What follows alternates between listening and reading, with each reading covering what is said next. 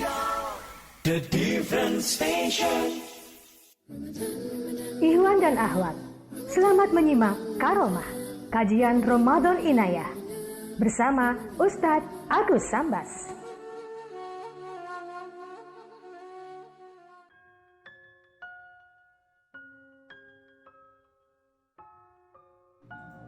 Bismillahirrahmanirrahim. Assalamualaikum warahmatullahi wabarakatuh. Alhamdulillahirabbil alamin wa bihi nasta'inu ala umuri dunya waddin wa ala alihi washabbihi ajmain, amma ba'du. Rabbi sholli sadri wa yassir li amri wa hlul 'uqdatam min lisani yafqahu qawli. Ikhwan Inayah yang berbahagia dan dimuliakan Allah, alhamdulillah pada kesempatan ini saya bisa bersua kembali melalui udara, dan tentunya mudah-mudahan menjadi wasilah bagi kita semua lebih meningkatkan kuantitas dan kualitas ibadah kita kepada Allah Subhanahu wa Ta'ala. Dan pada kesempatan ini saya akan mencoba membahas salah satu pertanyaan Ikhwan, yaitu tentang apa keutamaan Al-Quranul Karim diturunkan. Dan menyambung kepada pembahasan sebelumnya, bahwasanya setiap tanggal 17 Ramadan kita senantiasa memperingati peringatan nuzulul Quran. Tentunya bukan hanya sekedar peringatan, tetapi menjadi peringatan bagi kita sendiri, ya, bahkan menjadi motivasi, ya, tanbih, nasihat, penguat bahwasanya Al-Quran itu diturunkan oleh Allah Subhanahu wa Ta'ala tentu memiliki tujuan, bahkan memiliki keagungan. Mukjizat yang terbesar yang diberikan Allah kepada baginda Muhammad Rasulullah itu adalah Al-Quran. Al-Quran adalah mukjizat baginda Rasulullah SAW. Dan Al-Quran adalah suatu kitab yang diturunkan Allah yang begitu agung, yang banyak sekali faedahnya, bahkan mampu menyelamatkan manusia, mengangkat manusia dari kegelapan, dari kebodohan, kejahilan menuju kepada peradaban. Dari sekian kitab-kitab yang diturunkan Allah, yang kita wajib percayai ada Injil, Zabur, Taurat, dan yang terakhir Al-Quran. Tidak ada kitab yang paling banyak dihafal manusia, yang lebih mudah dihafalnya, bahkan terus bertambah menghafalnya sampai hari kiamat, kecuali Al-Quran. Itulah tanda keagungan Al-Quran. Dan yang lebih penting lagi, bahwasanya Al-Quran itu menjadi hudan. Allah Subhanahu wa Ta'ala sudah menegaskan dalam salah satu ayatnya, di pembukaan di awal surat Al-Baqarah, Alif Lam Mim, dzalikal kitabul la raiba fihi hudal lil muttaqin. Al-Qur'an yang tidak ada keraguan ini menjadi hudan, petunjuk bagi seluruh manusia yang beriman dan bertakwa kepada Allah Subhanahu wa Ta'ala. Maka tidak bisa menjadi petunjuk kecuali bagi orang-orang yang beriman. Bahkan baginda Rasul sudah menegaskan, taraktu fikum amra ini lan tadilu ma in tamassakum bihima, kitab Allah wa sunnat Rasulullah.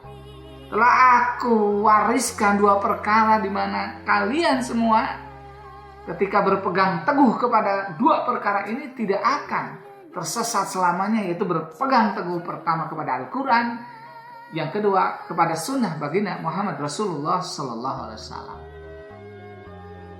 Maka barang siapa yang menginginkan hidupnya bahagia dunia akhirat, selamat husnul khatimah, dia harus melaksanakan apapun yang ada di dalam Al-Quran, menjauhi apapun yang dicegah di dalam Al-Quran. Al-Quran adalah kitab suci kalamullah yang sampai hari kiamat akan dijaga oleh Allah Subhanahu wa Ta'ala dan tidak akan berubah, dan tidak ada seorang manusia pun, termasuk kalau dikumpulkan manusia dan jin untuk merubah hanya satu ayat saja, kata Allah, tidak mungkin mampu merubahnya. Inna nahnu nazzalna dzikra wa inna lahu lahafidun. Kami menurunkan Al-Quran dan kami menjaganya sampai hari kiamat, kata Allah Subhanahu wa Ta'ala. Maka tentunya kita wajib mempercayainya. Al-Quran adalah mukjizat dan Al-Quran itu menjadi hidayah. Nah selanjutnya Al-Quran pun ya, adalah menjadi cahaya nur. Walakin ja'alnahu nuran nahdi bihi man nasya. Kata Allah, aku jadikan di dalam hatinya nur, ya, sebagai hidayah bagi siapapun yang ingin selamat dunia dan akhirat.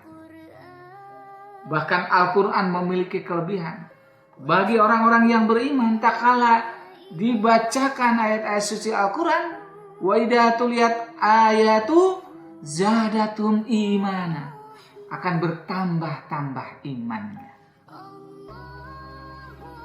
Maka membacanya saja sudah menjadi ibadah iman yang berbahagia, apalagi menelitinya. Dan kita dalam satu segi itu kalah dengan orang-orang barat. Orang-orang barat yang awalnya mencaci maki Al-Quran, baginda Muhammad Rasulullah SAW, mencaci maki Islam, akhirnya dia pun meneliti kebenaran yang ada di dalam Al-Quran itu.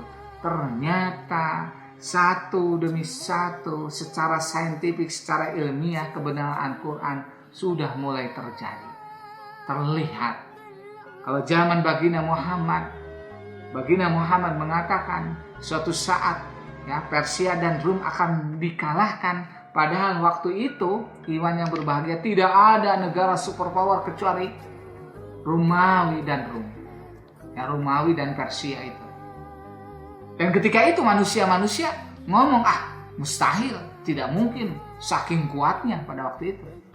Dan ternyata gulibatin Rum, terbukti ya Romawi dan Persia ini bisa dikalahkan. Begitu juga fenomena lain. Kalau zaman dulu baginda Muhammad Rasulullah SAW mengatakan bahwasanya beliau sudah melaksanakan Isra Mi'raj, ya, sampai naik ke langit ke Sidratul Muntaha, manusia waktu itu hanya tertawa saja. Mustahil, bagaimana naik ke atas? Kenapa? Karena waktu itu tidak ada pesawat dan sebagainya, yang ada unta saja. Ya, perjalanan dari Masjidil Haram ke Masjidil Aqsa saja naik unta kan sudah berbulan-bulan waktu itu. Apalagi ke langit. Ternyata ya, saintifik membuktikan ya, bahwasanya manusia mampu tembus sampai ke bulan saat ini dan tidak mustahil ke tempat lain suatu saat. Ya masyarul jinni wal insi in istata'tum an tanfudu fanfudu. Kata Allah, hei jin dan manusia, sekiranya kau akan mampu menembus ya ke langit, tembuslah. Ya, dan kalian tidak mampu menembusnya illa bisultan, kecuali dengan kekuatan, ilmu pengetahuan, teknologi dan sebagainya. Ini terbukti. Belum lagi fenomena ya dua lautan yang satu dengan yang lainnya ya bertemu tetapi tidak menyatu. Yang sekarang lagi heboh itu ya, dua lautan yang bertemu tetapi tidak menyatu, nah, dan berbagai macam fenomena lain, termasuk ya, orang-orang, ada sebagian mungkin sampai saat ini ada yang tidak percaya ketika kita datang kepada kiai ya, membawa air mendoakan, dianggapnya mungkin musyrik. Apa-apaan, cuma hanya didoakan. Dan ternyata iwan yang berbahagia ya sudah bisa dibuktikan secara ilmiah. Air ketika dibacakan kata-kata yang baik ya, kata-kata positif, doa-doa termasuk ayat suci Al-Quran, itu molekulnya itu kan berubah ya. Yang tadinya tidak terlihat cerah ya, maka begitu dibacakan ayat suci Al-Quran semakin cerah. Dan ini ternyata dibuktikannya bukan oleh umat Islam ya, tetapi oleh salah seorang ya, peneliti tentang air ya, dari orang Jepang. Bagaimana membuktikan kenapa ya manusia-manusia yang pulang dari Mekah membawa air yang disebut dengan air Zam-Zam padahal beratus-ratus kilo ya. Jaraknya bahkan harus mengeluarkan duit berapa puluh juta. Ternyata air Zam-Zam itu begitu banyak manfaat dan faedahnya. Mengapa? Karena setiap hari sudah ratusan tahun yang lalu senantiasa manusia-manusia berdoa dan mendoakan di tempat itu.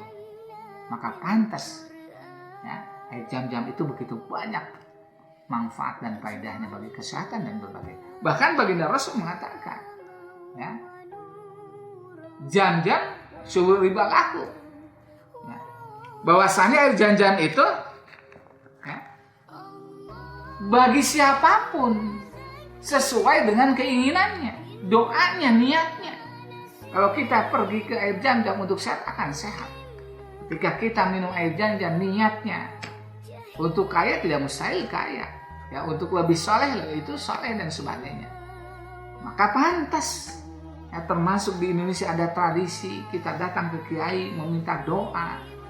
Ya, kenapa? Karena air yang diberikan, dibacakan doa itu ya, maka akan memberikan motivasi ya, power, tenaga dalam vibrasi yang baik, dan itu akan memancarkan kepada siapapun yang meminum. Maka semakin yakinlah Iwan yang berbahagia, semakin kita sering membaca ayat suci Al-Quran, semakin kita sering berdoa mendekatkan diri kepada Allah, maka insya Allah pertama kita semakin soleh, yang kedua pun kita semakin bahagia dunia dan akhiratnya. Mudah-mudahan tentunya ya, dengan keagungan Al-Quran ini kita semakin ya, cinta membaca ayat suci Al-Quran, semakin dekat kepada Allah Subhanahu wa taala. Amin Allah ya rabbal alamin. Allahumma a'inna ala dzikrika wa syukrika wa husni ibadatik wa atasimu bihabillah. Rabbana atina fid dunya hasanah wa fil akhirati hasanah wa qina adzabannar. Hasbunallah wa ni'mal wakil. Ni'mal maula wa ni'mal nasir. Terima kasih. Mohon maaf yang sebesar-besarnya. Semoga kita akan berjumpa kembali dalam sesi selanjutnya. Assalamualaikum warahmatullahi wabarakatuh.